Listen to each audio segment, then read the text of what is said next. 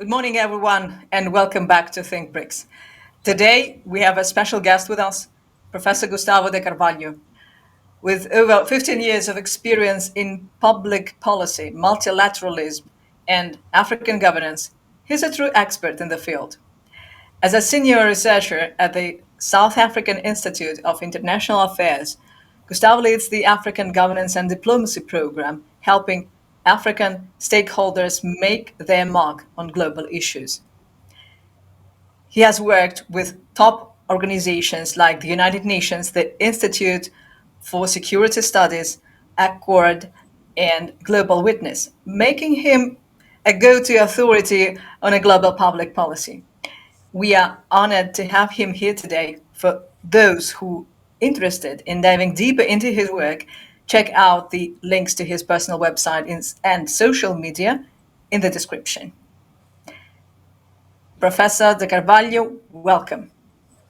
Thank you very much for having me. It's our honor to have you here with us. So you are from Johannesburg today, but you are Yes, Brazilian by the origin. absolutely. It's South-South cooperation aspects of life. Sure, yeah. Well, let's start on a lighter and more personal note, as I would prefer.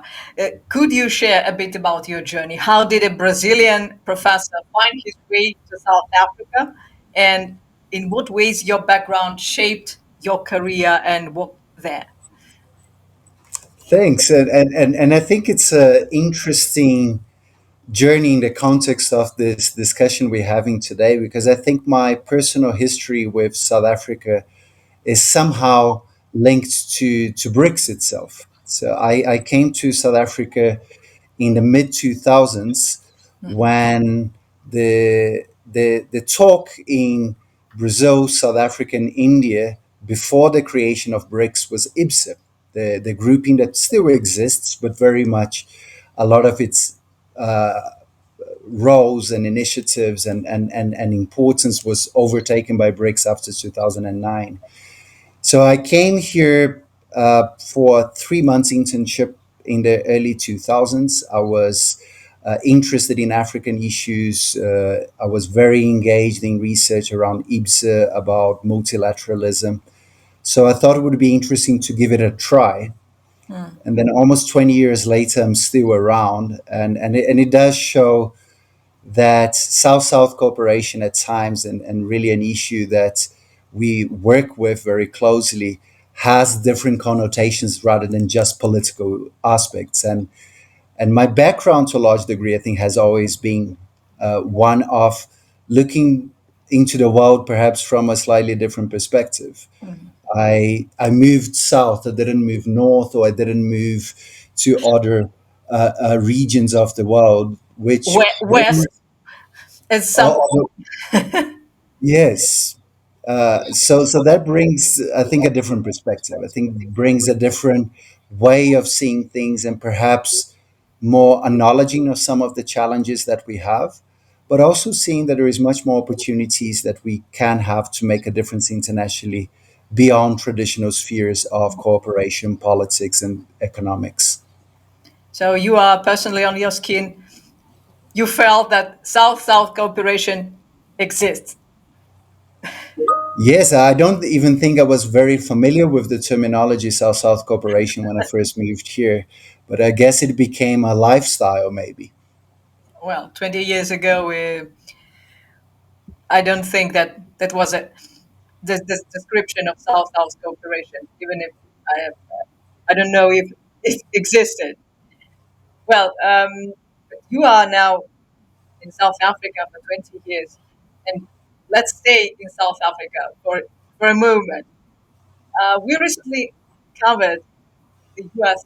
threats, sanctions over South Africa's controversial, we may say, land expropriation law, which have now escalated to the expulsion of South Africa's ambassador to the United States and halting America's aid to the country. So, can you help us understand the key issues at play here?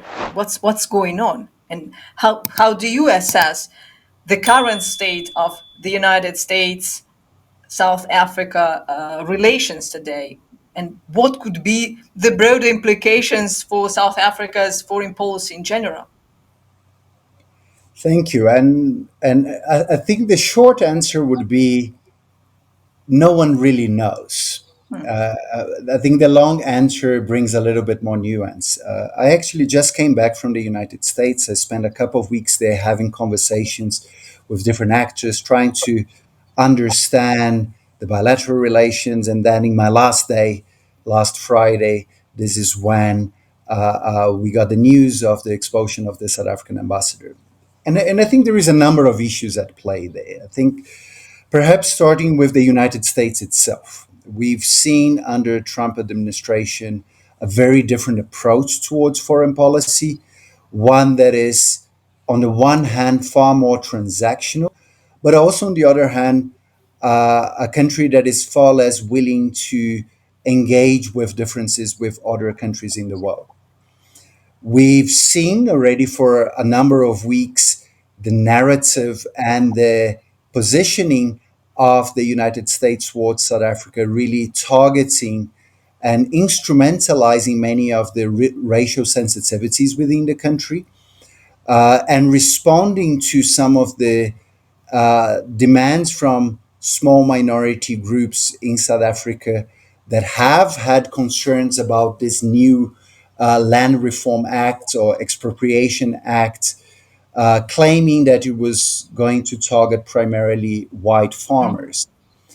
The reality, I think, is far more nuanced than that. I think it is a legislation that talks about historical imbalances, that talks about checks and balances within the South African political system that would not be open and wide type of land redistribution. But that certainly has gained some attention in some groups that for some time were considered to be fringe groups in the United States, and now many of them very much within the current Trump administration, government, and supporters. But I don't think this is really the core of the issue of the South African tension with the US. In my discussions in the US and in discussions here in South Africa, the clear issue that has much more in line with South Africa's court case in the International Court of Justice against Israel in terms of the situation in Gaza. And that really created a lot of frictions between the two countries. If we see, for instance, the narratives from Secretary of State Marco Rubio last week, they were not simply about the comments made by the South African ambassador that really triggered that situation, but it had a lot to do with how South Africa's positioned itself in a way against one of closest US allies. And when we live in a period where confusion through actions in all different fronts from the US, it becomes very tricky for South Africa to know what to do because it's not simply a rational dialogue with the US. It's not simply to explain to the United States that there is constitutional boundaries and legal boundaries in terms of the newly adopted Expropriation Act. The question now for South Africa is that how to remain with cool heads and not really to escalate bilateral tension that we have with the United States, but also at the same time looking into ways to find entry points that can not really worsen the situation as it is. We have discussions in the coming months between the two countries around a preferential trade agreements, the African Growth and Opportunity Act. I find personally that is in this climate in the US probably unlikely that we would see a renewal of that or a continuation. There are issues related to American businesses in South Africa. There is issues related to the somehow broad support that South Africa has amongst many within the United States itself, especially those that have supported South Africa's case in the International Court of Justice, but also at the same time, really a direct process of diversification of foreign policy and diversification of partnerships internationally. The US is our second largest individual trading partner after China. So it's not really a choice for South Africa at the moment to really walk away from its bilateral relations with the US. But it is uncharted territory for us on how to engage with a much more erratic United States at the moment that creates lots of uncertainty for us and for other regions and countries in the world.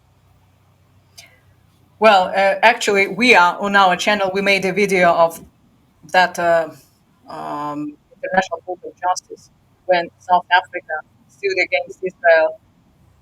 Frankly speaking, few people in the world could ever expect South Africa to make this move against Israel.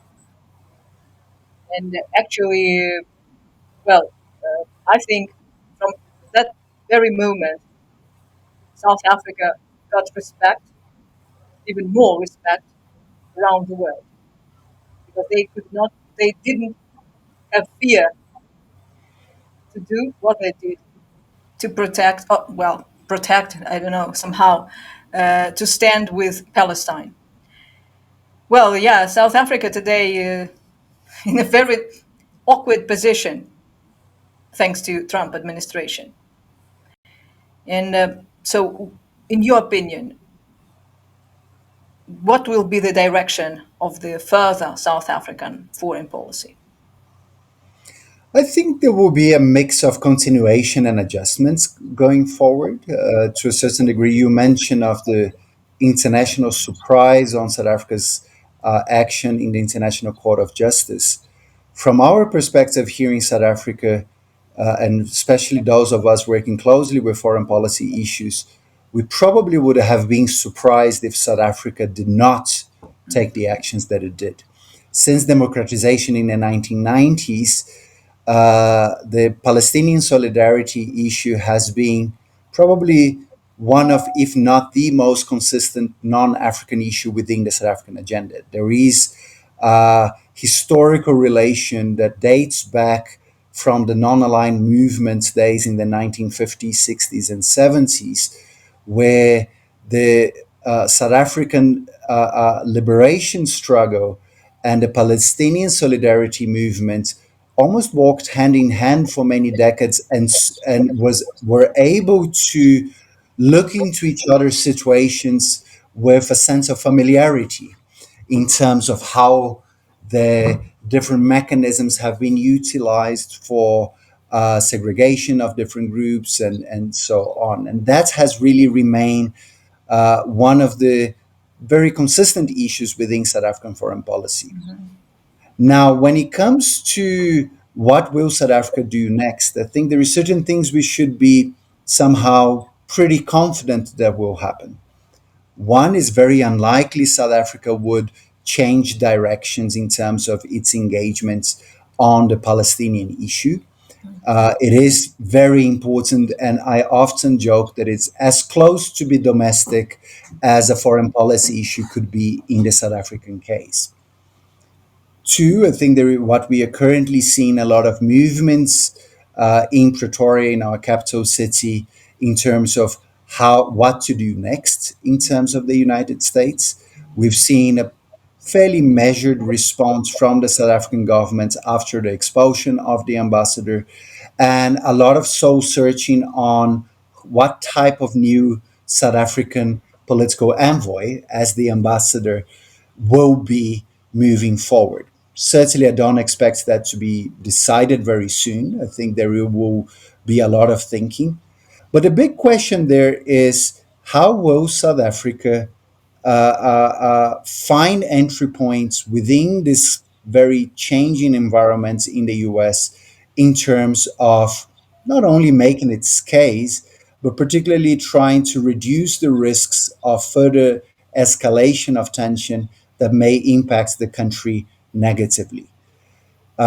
Engagements within the Global South, engagements within BRICS, engagements within the African Union, and Yeah. even renewed engagements between South African and European countries will play a very important role when there is a sense that the US will remain as a very important bilateral partner for quite some time, but at the same time, it is a risk for the country to fully rely on the United States as a source of investments, trade, and even development assistance.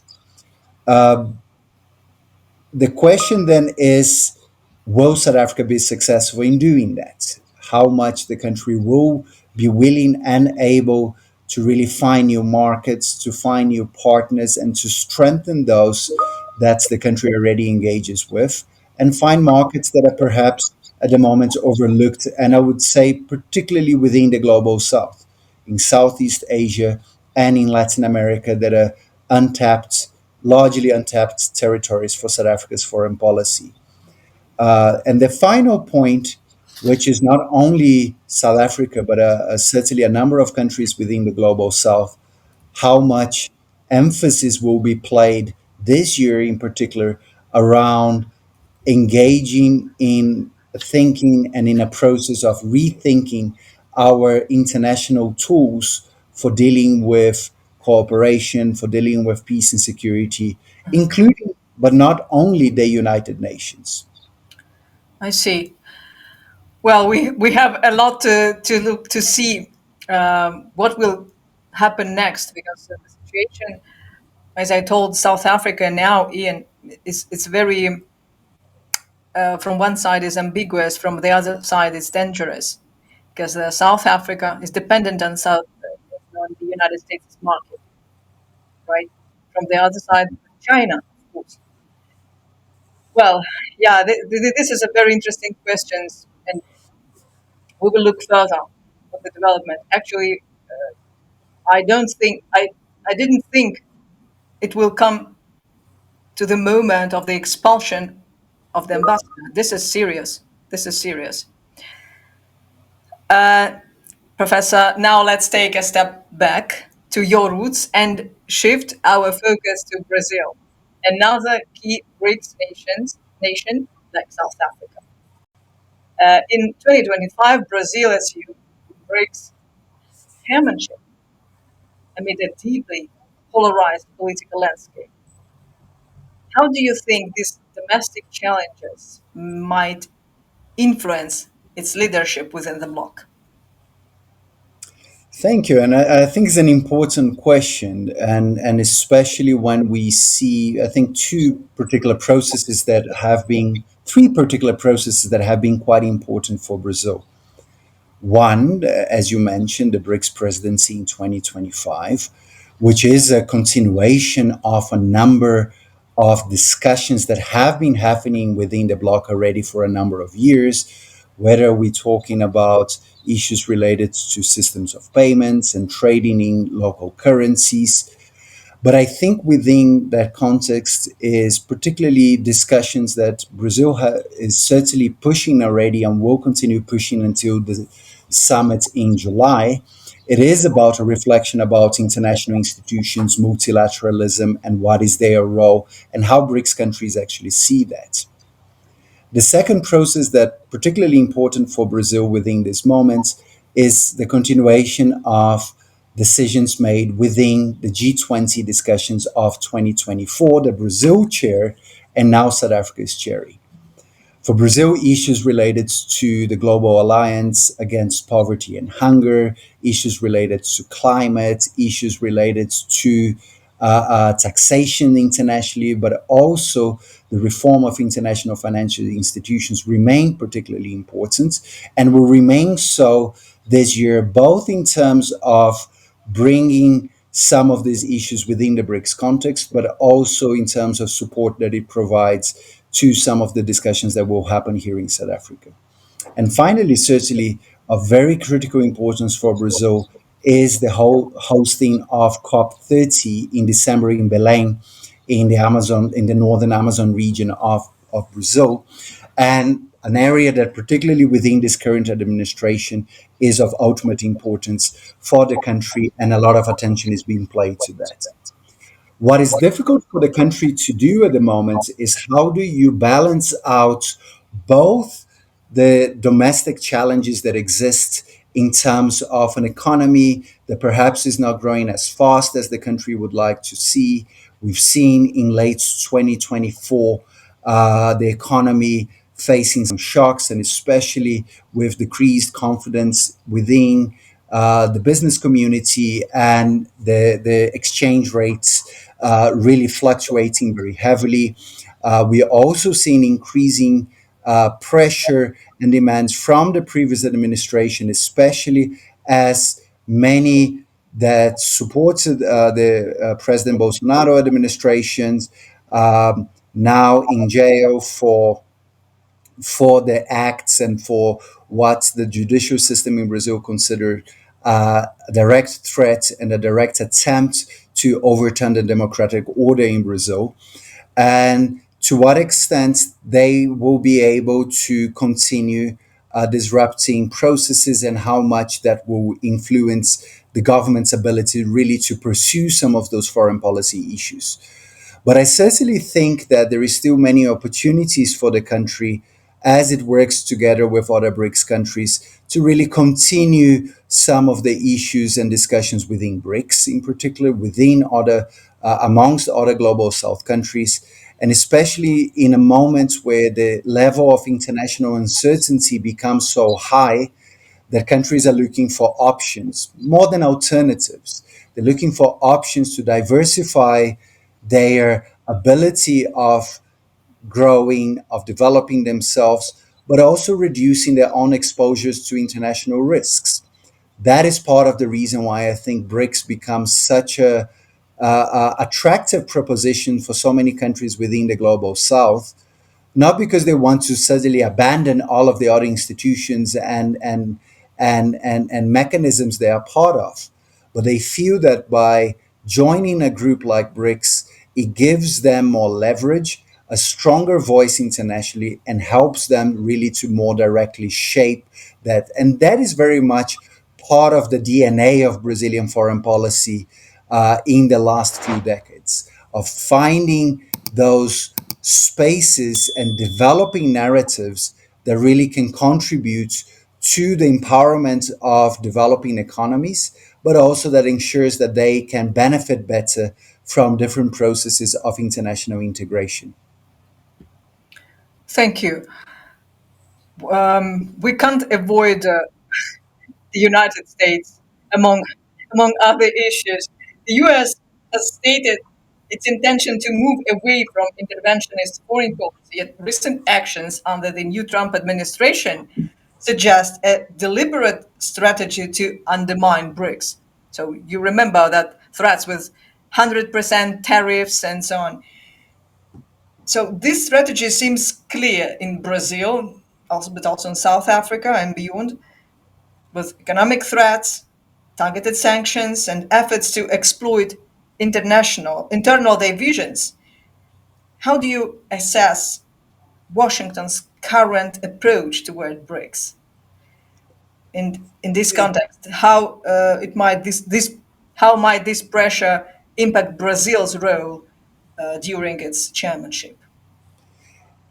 The US role certainly will have a major impact. We've seen, and as you mentioned, President Trump uh, many times already mentioning on the disruptive role of BRICS internationally, and how the US will act and react to defend and to support the role of the US dollar as the main trading currency internationally.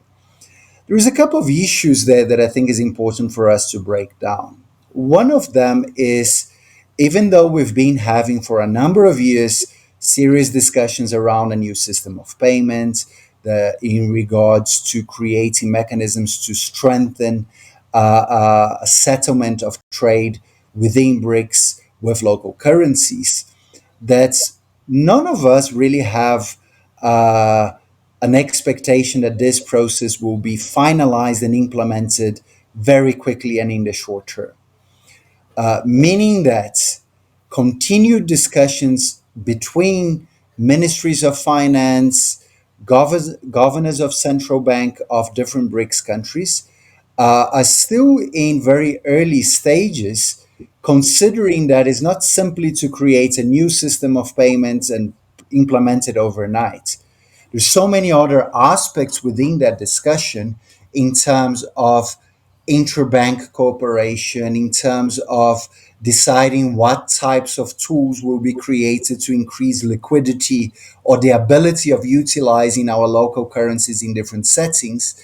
That is not something that we really expect to be resolved, at least not in the short term.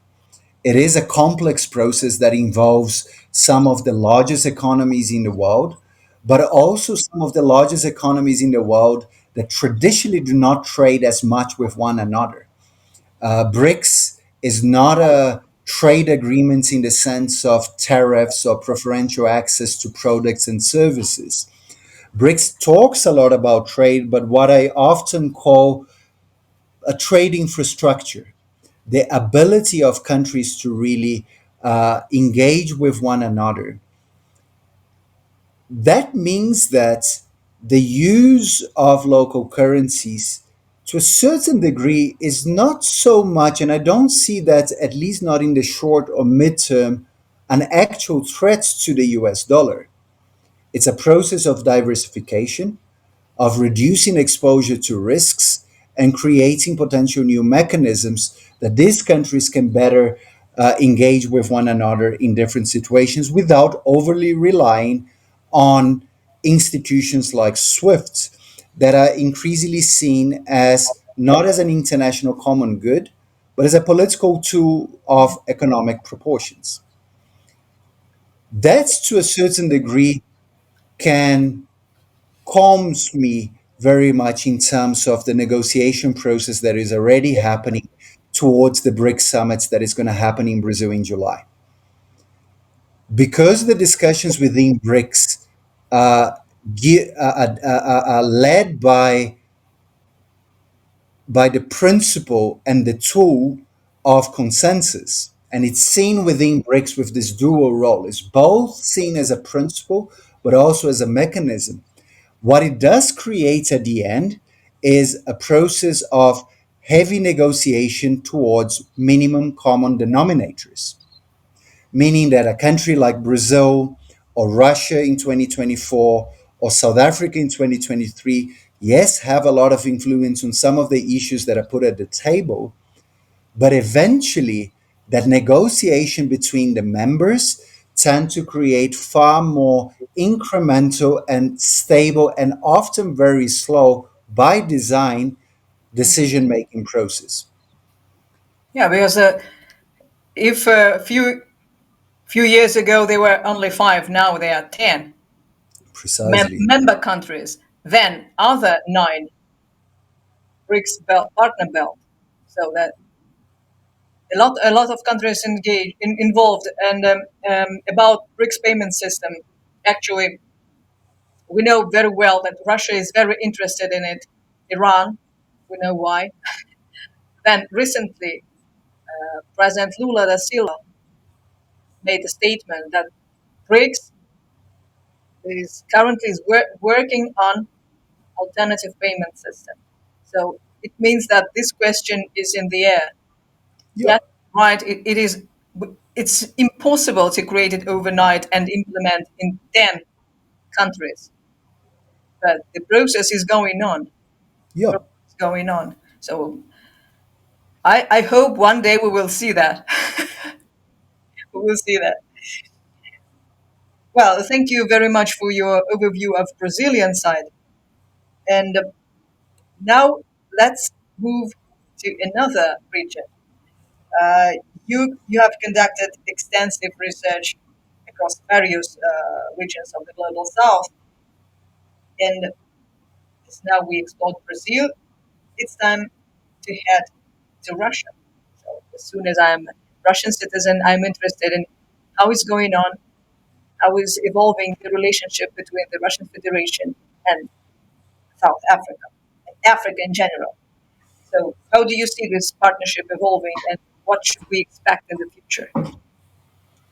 It's an interesting question, and I think we've seen, especially in the last 10 years, an increasing attention of Africa within Russia, more engagements, more initiatives of partnerships in different ways. Certainly, in the last 5 years, with the two different Russia Africa summits that were done in Sochi and then in St. Petersburg in 2023, shows that new momentum for Russian engagements in areas beyond what is often presented in Russian foreign policy, and you would know that better than I, of the engagements in the near abroad. I think the near abroad for Russia as a state has expanded, and Africa certainly became one of the most visible areas in terms of engagements, in terms of partnerships. However, there is still a lot of challenges around that. And I think if we look into trade between Russia and African countries, it's still, and even prior to the sanctions and even prior to the current situation, was never really high. We are talking about Russian trade with Africa to be uh, probably in the latter part of the top 20 of African largest trading partners in the world, perhaps even more. A trade that is often very much centralized between Russia and North African partners, Egypt, Algeria, and Egypt in particular, really taking a large chunk of the Grain. trade between Africa and Russia, which means to some paradoxical relationships. On the one hand, many within the continent see the historical relevance of the engagements that these countries had with the Soviet Union and the support that was provided by the Soviet Union to many independence movements, to liberation movements within the context. So it's a relationship that is historically relevant, but it still remains somehow politically shallow. That I think is an aspect of importance for African countries to consider, but also for Russia. We are seeing an increasing momentum within Russia in terms of economic diversification, of industrial policies, of new trade routes. But to what degree those will start having an effect and an impact on the relations between Russia and African countries, that is still somehow uncertain. I think another issue that perhaps important for us to reflect about, that is how much are African countries relying on Russia or not as a preferential international partner, considering that we live in a moment where the range of non-African players engaging within the continent is so large that African countries simply at the moment have options.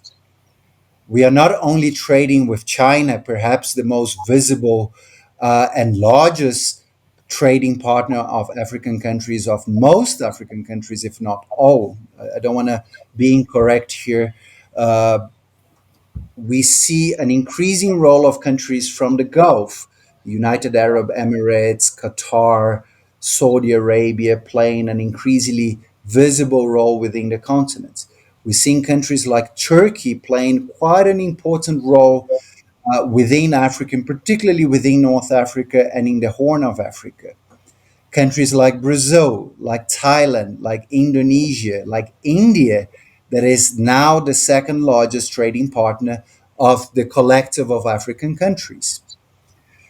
So that requires a lot of soul searching from both parties, from Russia to think what type of partnership with the continent we are willing to play in the 21st century, and from African countries, what type of external partners that we want. That I think will be a longer term process because at the same time that Africa didn't quite feature within Russian foreign policy in the 90s and most of the 2000s, certainly in comparison to previous periods where Africa was really much more central to the Soviet Union's international space. Right now, we know very little about one another. There is still an increasing but very re-emerging thinking about Africa in Russia, but there is a very limited thinking about Russia in Africa at the moment too. That is part of way when you are able to deepen those relations, when there is a better mutual understanding and there is a better interaction in multiple levels. At the moment, economically, as I mentioned, fairly small, not neglectable, but not as large as other countries. Politically relevant in certain aspects, but I would still say still primarily shallow and very much based in certain regions of the continent that very much benefits from the defense and security engagements that those relations provide. So I think it is a process in action. It's a process in course, but that requires thinking sometimes a little bit out of the box. What else can be done in a way that is mutually beneficial, in a way there is multiple players, and in a way that responds to dynamics that are somehow new for all of us and with a lot of different moving parts. And I think that is probably where we will continue seeing this relation going in future years, with more interaction between different levels beyond government, be it. But when we're talking about academic interactions, when we're talking about business and trade or foreign direct investments, and that's where we're going to be seeing the relationship moving forward. Thank you. Actually, in last decade, that's undoubtful, we see that Africa became on the front stage of numerous countries.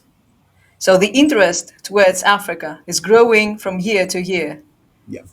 So, yeah, in Russia, you are right. The connection between Russia and Africa was lost after the fall of the Soviet Union. And in my opinion, we are now at the stage when we are trying to rebuild that connection with African continent in general. Yes, we have Russia has trading partners from northern African countries. So as you mentioned, Egypt, Algeria, that are the main um, customers for the Russian Federation for the grain. So you know that well. So, and in other countries, yeah, I think we will see not another summits every year to reconstruct that relations between the Russian Federation and Africa. And let me move. So, dear viewers, today we have almost a geographical lesson. Professor mentioned Turkey or Türkiye. So, those ones who are sensitive to the pronunciation, please forgive me if I mispronounce the name of the country. But let's move our focus to the Turkey, a country we have covered in one of our videos also. And this topic of Turkey is very special, very intriguing for us. You made an analysis in 2023 that's called Beyond Colonialism, right? So that Turkey's approach to Africa, you highlighted its distinctive geopolitical strategy.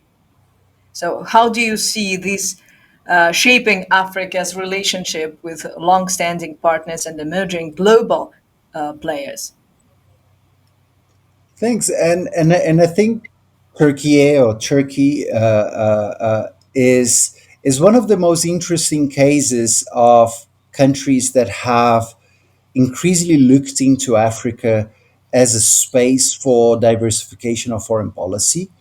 I think in the Turkish case, we really started seeing that new momentum and new pursuit of further partners, especially from the mid 2000s when their claims and requests to join the European Union became clear to them that it was not going to be possible. So, in that sense, for them, that foreign policy that for quite some time was very much geared towards Europe and European integration started looking into other areas of the world, not only to project influence, but also to increase economic, political, defense, societal partnerships. And Africa, particularly for its proximity, became one of those obvious choices for the Turkish government. We've seen an increasing trade and investment of uh, Turkey and African countries, including investments of Turkish companies in different parts of Africa. We've seen this rise of different educational Right. and cultural initiatives within the continent, and particularly in countries of Muslim majorities. Yeah. But we've also seen a renewed momentum for Turkey to also play a geopolitical role in many of the situations in Africa, especially if we think of the role that Turkey has played in the last decade, in particular in countries like Somalia, Yeah. what we've seen in countries like Libya as well, that merges this mix of investments, further economic integration, political, the role of Turkish defense companies within the continent, and those Developers. and Developers as well. exactly, and I think that use of multiple tools really made for many countries Turkey quite an interesting proposition. Uh, on the defense sector, I think is an interesting one because it shows the idea of cost benefit calculations that countries make. The fact that the Turkish drones and Turkish other defense mechanisms are often seen as a good value for money for many African countries was really part of this mushrooming of interactions between Turkish defense sectors and different countries' defense sectors through exporting of different drones, of different mechanized artilleries, and different components, which shows it's kind of that analogy. Why do you need to buy a Ferrari if all you need is a VW Beetle? And if you need is a VW Beetle, you're looking for a value for money proposition. And the Turks really penetrated this space very effectively in different spaces. Not Yeah, to say they yeah, are right. definitely got their part of the pie in the military weapons, definitely. So in the Exactly. last few years, when we made our research about Turkish influence in Africa, actually we were impressed of the efforts they did and the result they got. So Yes. even And I normally, think this multi-layered historically, African approach. countries were buying weapons in Soviet Union, then the United States. Now there is China on the market and Turkey. Yes, And if you see the, well, probably you know that the number of embassies in few years doubled. exactly. And So and that is the trick interest, that the interest Turks have Turkey has been, in Africa is enormous. yeah.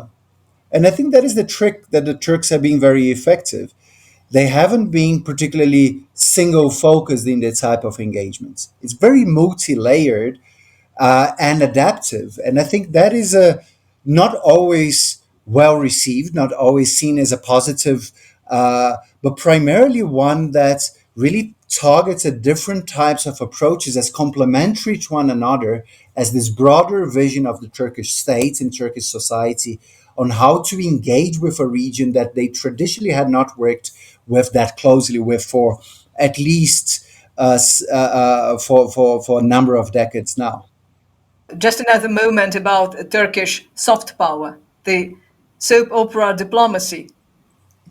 Absolutely. I think when we looking into different ways and means to influence and to create a goodwill and a connection, we see that uh, countries that traditionally were not with this such a large soft power, but I think if we look into Turkish soap operas, Korean music and television, uh, Brazilian culture into other Lusophone countries and Latin American countries is really a way to have this kind of societal relationship to promote your country in a much more informal manner, but also open doors for goodwill of other countries to wanting to engage with you because there is more understanding of who you are, or at least a more understanding on who we think you are based on the what we are influenced by. And I think once again, the Turkish have been particularly effective in using all of these different components, different levels, different ways, in different parts of the world, and we're increasingly seeing that in many regions in Africa too. Thank you. In your works, you have emphasized the importance of multilateralism in global South diplomacy. With the importance, it's okay, yeah, but what are the biggest obstacles to effective South cooperation today?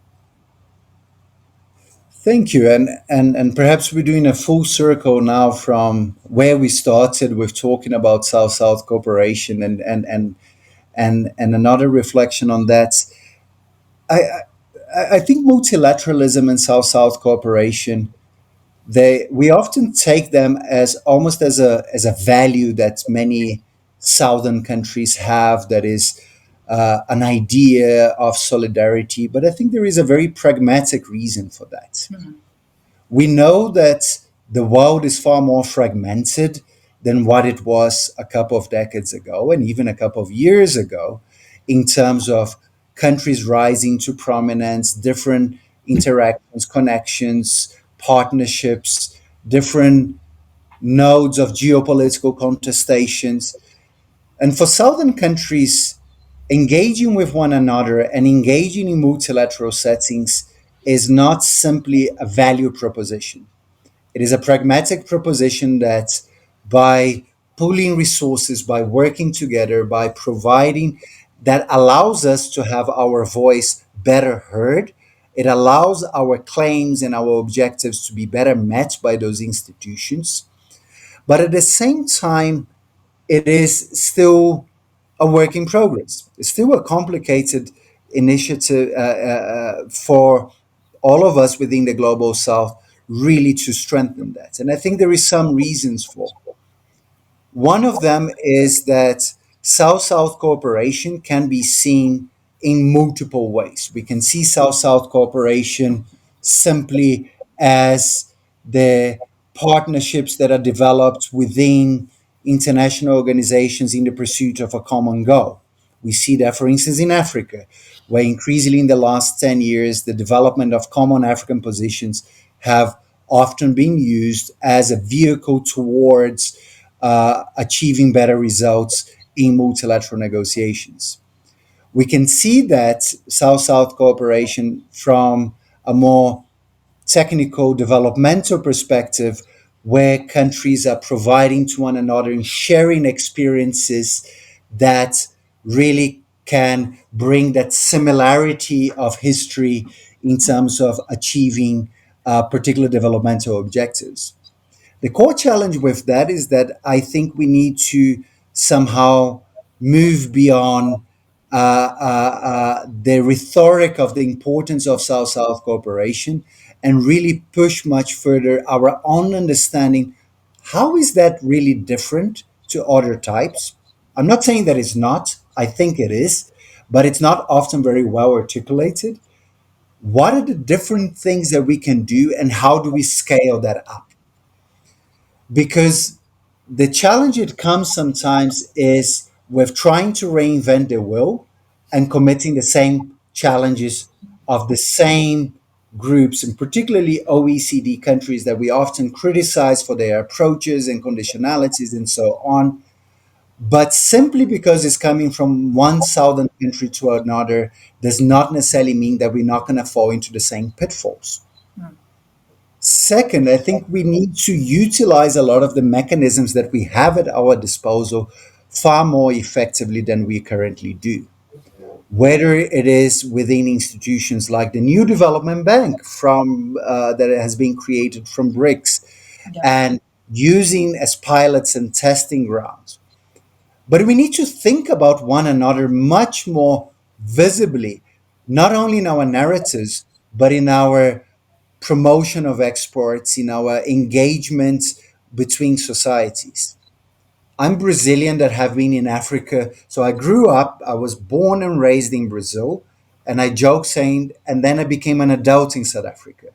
I was in my mid 20s when I first moved to South Africa. I'm now in my mid 40s.